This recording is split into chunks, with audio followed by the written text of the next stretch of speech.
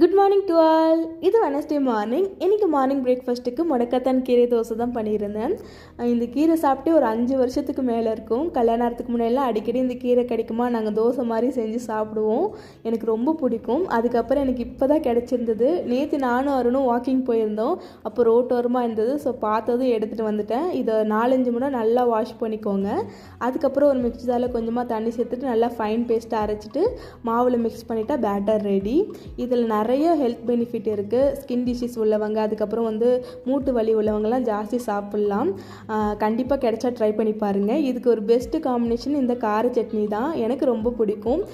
ஒரு மிக்ஸி ஜாரில் ஒரு சின்ன சைஸ் வெங்காயம் சேர்த்துட்டு ஒரு 3 பல் பூண்டு, 10 வரமிளகா, கொஞ்சமாக புளி, உப்பு சேர்த்து அரைச்சிட்டு சட்னி ரெடி. இதை தாளிக்க வேணால் கொஞ்சமாக நல்லெண்ணெய் ஊற்றி சர்வ் பண்ணிவிடுங்க. இதை கார தோசை மாதிரி தோசை மேலே ஸ்ப்ரெட் பண்ணி கூட சாப்பிட்லாம். ரொம்ப நல்லாயிருக்கும். கண்டிப்பாக ட்ரை பண்ணி பாருங்கள். ஸோ அதுதான் கைஸ், பை.